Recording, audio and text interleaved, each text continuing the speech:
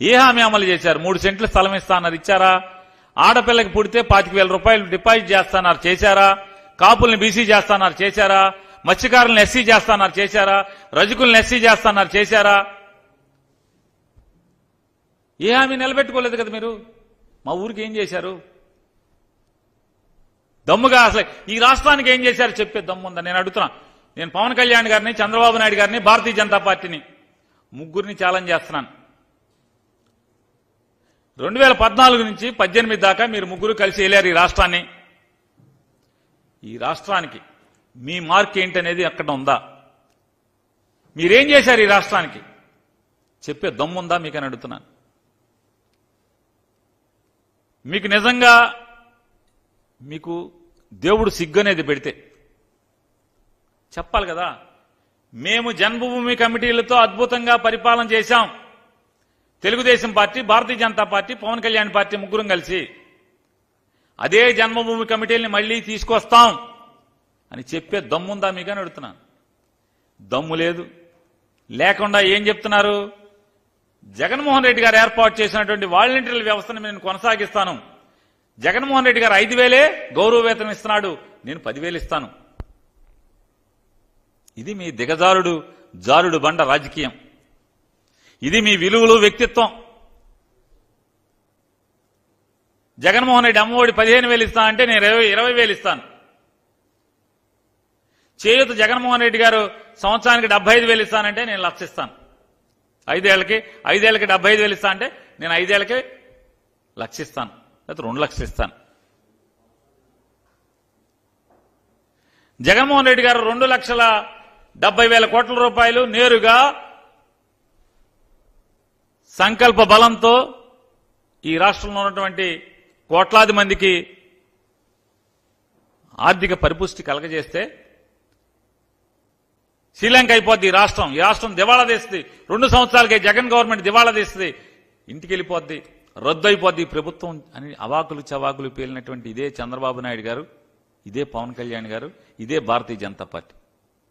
ఇవాళ జగన్మోహన్ రెడ్డి గారు ప్రతి పథకాన్ని కాపీ కొట్టి సుమారుగా 5 ఏళ్లలో 6 లక్షల కోట్ల రూపాయల హామీలు ఇప్పటికి ఇచ్చారు, ఇంకా ఇస్తారంట.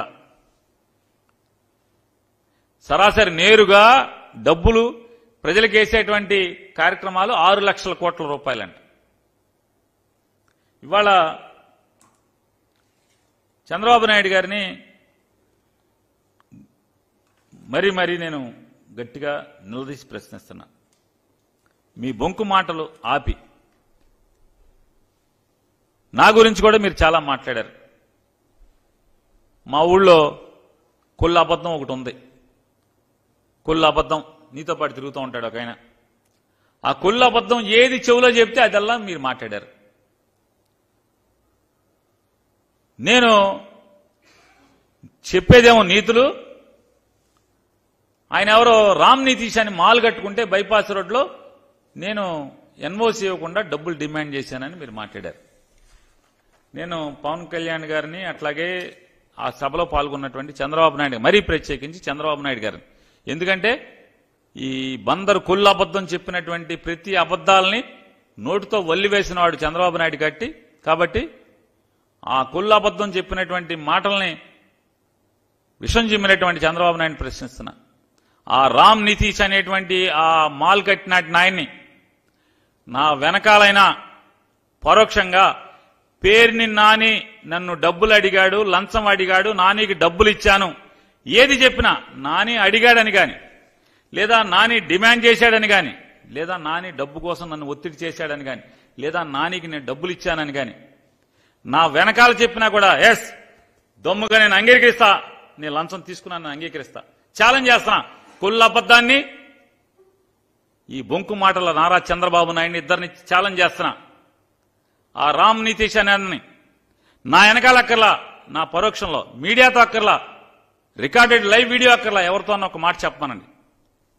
పేరుని నాని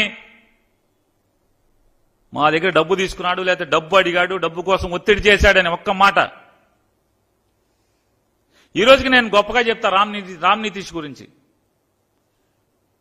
వాళ్ళ తాతగా, వాళ్ళ నాన్నమ్మ గారు, వాళ్ళ నాన్నగారు వేసిన లేఅవుట్లో ఆ మాల్ వెనకాల ఆ కాలనీ వాసులు ఇబ్బంది తొలగటానికి ఆ కనెక్టింగ్ లింక్ టౌన్లోకి సరాసరి దగ్గరగా చేరటం కోసం అతను రోడ్డు దానం చేశాడు, మున్సిపాలిటీ గిఫ్ట్ ఇచ్చాడని చెప్పాను.